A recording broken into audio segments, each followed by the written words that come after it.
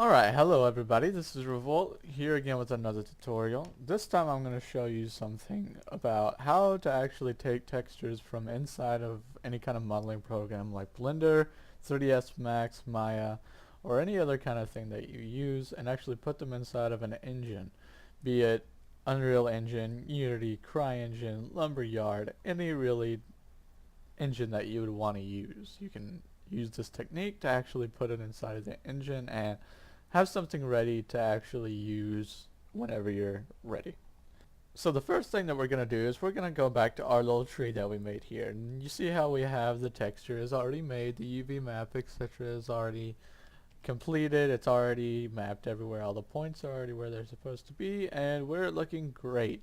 So what we're going to do is actually just come over to the node editor here and see where it says diffuse, and we have our color, the color that we want to use.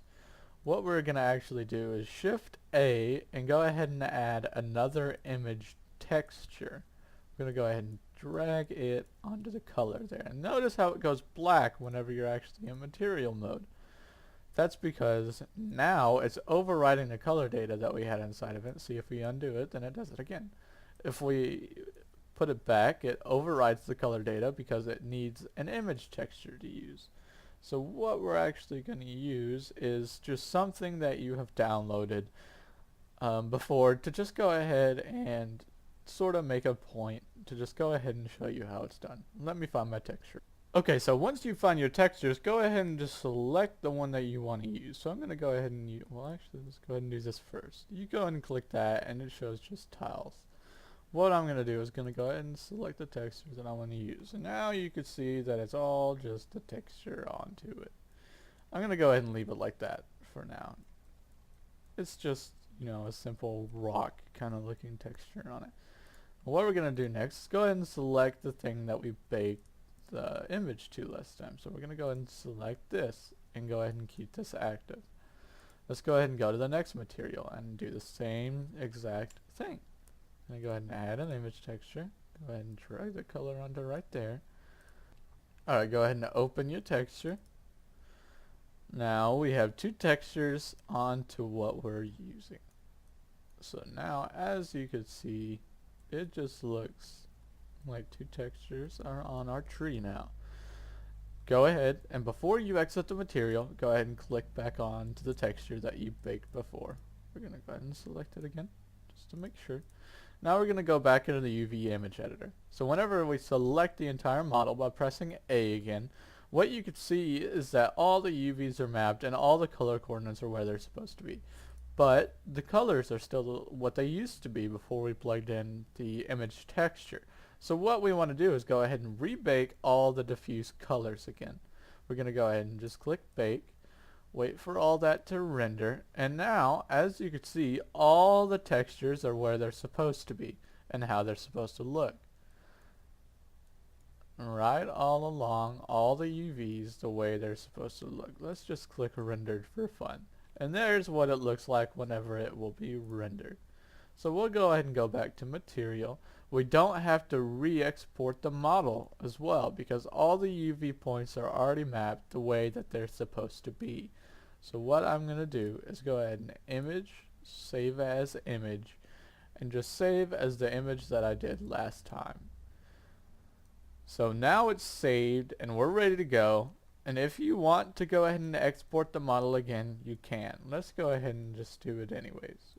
Click Model Export, FBX.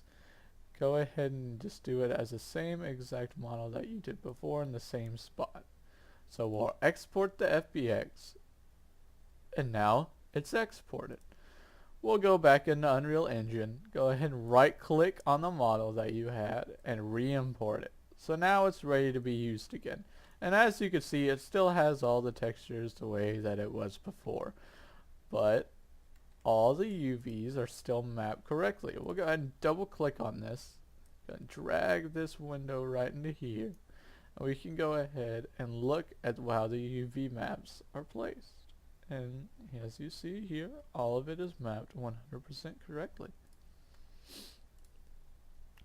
Now we'll go ahead and right click on this texture that you imported before if you just exported it over the same texture. We'll go ahead and re-import it. And now, as you can see, it all maps as it's supposed to. So it has that kind of funny looking rock texture there, that funny looking rock texture there, and it's all ready to be done. And it looks just fine. I'm liking it. Now I have a program called Crazy Bump, which I like to use for normals and displacement and everything like that. You can use whatever program that you want, but I'm going to go ahead and just open up Crazy Bump right quick. And yes, that was my start menu as well. You're welcome. I'll go ahead and open up the file that we just saved. So it's desktop, and then this little texture right here. So we just made this. We're going to go ahead and just drag this right over here as well. We'll go ahead and look at how all these textures are lining up. And turn all this stuff off first. I like to do that. I like to turn off everything before I actually start working on it, and then just turn it on as I get to the thing that I'm working on. So I'll turn off the displacement, and now we're at normal map. So I'll go ahead and turn that up quite a bit more. I'll go ahead and sharpen it up. I'll go ahead and remove some noise. Fine detail down. Yeah, it looks good. Down a little bit less, a little bit less. Turn up some large details, some very large ones, and that looks just fine for right now as a normal map. I'm liking that. It looks just fine. Now we'll go ahead and go over to the next, to displacement. Now we'll go ahead and increase the depth a little bit. That's looking better. And we'll go ahead and enhance the details quite a bit. I like enhancing the details because it just pops more of the stuff. Go ahead and soften it down a little bit. That way it's not as hard as when you actually do it. And see, this is looking not too bad. Not too bad so far. We'll go ahead and go occlusion, specularity. It's not nearly as important for what we're doing right now. But, you know, just in case you want to learn how to do it, this is, you know, how you do an occlusion map. And as you can see, where all this black is, that's where shadows are going to be when you're inside the engine, and all the light is where the light's going to actually react with it better. So I like to enhance the detail quite a bit as well here. And as you can see, all these little crevices between the stones are lighted up now. Now what I like to do is actually lighten it up. That way it just sort of looks like pre-rendered shadows in a way. I'll actually turn the power down a little bit. I'll go ahead and enhance it a little bit more. So now it just looks like there are some pre-rendered kind of shadows. I'll go ahead and turn it off. See, it looks a little bit different. It does. I think it looks a little bit better with that on. We go to specularity. Come over here. I just go ahead and increase the slope and the texture, which sort of just makes it to where it has a lot more detail within everything. And I turn up the contrast quite a bit and the brightness down. Now go ahead and do this. Now let's go ahead and reverse the way that it shines. It shines mostly on the rocks. So whenever you scale through, it just looks pretty shiny. I like it. I like it like that though. Diffuse, we don't really need to change the diffuses in any way, so. There we go. Texture. That's what it looks like right now. I mean, it looks just fine. I mean, especially for a texture that we're just kind of using to just kind of, you know, use for fun. Just go ahead and do it as a tutorial and go ahead and use it. So go ahead and save it to any spot that you want to. I'm just going to go ahead and make a new folder and save all the textures there. You just click save and then save all textures. It's really simple. I really like the way that it works. I really do. So what we're going to do is go ahead and right click and import. Now go ahead and go to the location that you just saved all the textures at.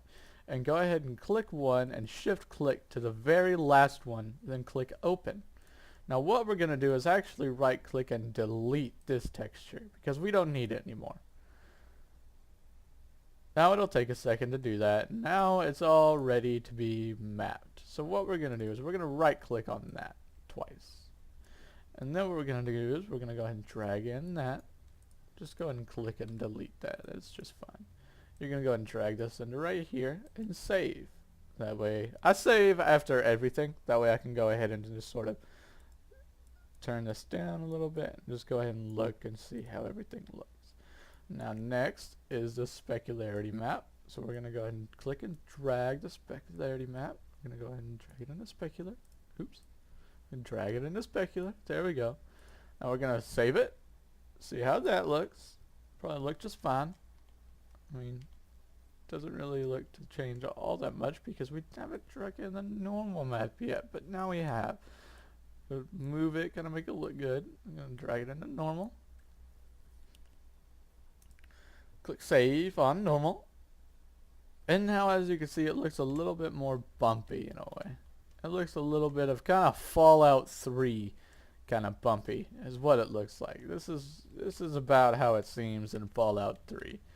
Yeah, as everyone knows, it's not really the best looking game, but you know, it looked just fine. I'm gonna go ahead and go all the way down for tessellation. I'm gonna go ahead and click flat tessellation and crack free displacement. Crack free displacement. Just because whenever you're working on a bigger model or something like that, or two-sided models, etc., what it likes to do is actually every spot that it can't really map out in the UVs, it likes to just leaves a huge gap in between it. And it looks pretty bad whenever you're trying to work with stuff like that. So whenever you do that, just go ahead and turn on crack-free displacement. It doesn't hurt it in any way, but it just makes it look a lot better. Now we're going to work on displacement. Go ahead and right-click, drag displacement in, and now we're not ready to work it yet. What we need to actually do is right click and add a vertex normal WS. Drag it right up here. Now one other thing, go ahead and just hold down 1 and then click within the little editor and it'll add a constant value. Then the next thing that we're going to do is actually add a multiply, 2 of them. So you're going to hold M now, right click, and then hold M again and right click. Now we have 2 multiply nodes. We're going to go ahead and add 1 more constant as well for all these little things that we need to adjust. Now tessellation multiplier is just how much it'll actually just put tessellation throughout it. So I'm going to just add a 2 and click enter, and the tessellation multiplier right here. The next thing that we're going to do is go ahead and click and drag this little vertex normal WS into the A setting and drag this multiply into the B setting, and this constant right here into the B setting of this, and this displacement texture onto the A of this. Now we're going to go ahead and click on this constant, and we're going to go ahead and add a number value. This is just for how much the distance of the tessellation is, like how high it actually gets. I'm just going to try on, let's see what 5 looks like. See if it does anything really. It's just sort of a hit or miss with tessellation sometimes, especially with working with a lower poly model like this. Usually you have to have a pretty high polygonal object to use tessellation that looks very good. Yeah, that doesn't really do much. We'll go ahead and save it anyways, and we'll go ahead and click X. So now we have our model. It's fully textured. It's ready to go. And well, if you want to go ahead and just see something that works with displacement, we'll go ahead and click on Blender right quick and tab and go ahead and select the whole model with A. Then what we're going to do is press W and subdivide, and then W, subdivide, W, subdivide, W, subdivide, W, subdivide. Now it's a really high polygonal mesh. What we'll go ahead and do is go ahead and export that again. Go ahead and just save it. And we'll go ahead and go back into Unreal Engine and re-import the mesh. Now this one will take just a second long. Oh no, well, it's just imported. Now there we go. And now it's ready. So we'll go ahead and drag this texture right back onto both of these. And for some reason, the actual material still isn't having any effect. Oh, I know why. It's because I didn't drag it into world displacement. There we go. That should look a lot better now. Sorry about that, guys. We'll go ahead and just get that fixed right quick. I didn't even notice that at all. Holy cow. Alright, now we got a little bit extra dilly-dally going on. And as you can see right there, you can see this sort of bad looking spot. That's where the cracks would have came in. You just seen like a blank spot. It would have looked even worse than this, honestly. So whenever this is going, it's because these textures don't really fit this model. Plus, like the UV maps are just very basic maps, which are just fine, especially for learning. Like, this is how you import textures. This is how you make normal maps. This is how you make displacement maps. This is how you set it all up inside of the engine. Um, it's a very simple kind of concept, especially whenever you're working with it. But it looks just fine, in my opinion. It looks really good, honestly. Especially for just taking, what, 5 minutes or something like that, and going ahead and making a model and both of the textures to come into the engine, and be seeing the exact results whenever you import them. It's pretty good. I really like Unreal Engine. It'll be a little bit different with CryEngine 5, because their texture pipeline is a little bit different, but now they have added the FBX import, so you could just do it almost the exact same way, just within like one extra step. Unity is exactly the same as Unreal Engine. There's no difference almost at all. It's just where basically the material editor is. It's just not as fluent, in my opinion, as Unreal Engine. But it's still a very powerful editor as well. It's just depending on how much extra time you want to go ahead and put in it.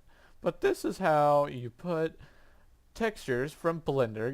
You bake them. It's how you put them into Unreal Engine, how to set up the material, set up the displacement, set up normal maps, everything, how to make all those maps, and get all of it ready and go ahead and have exact live results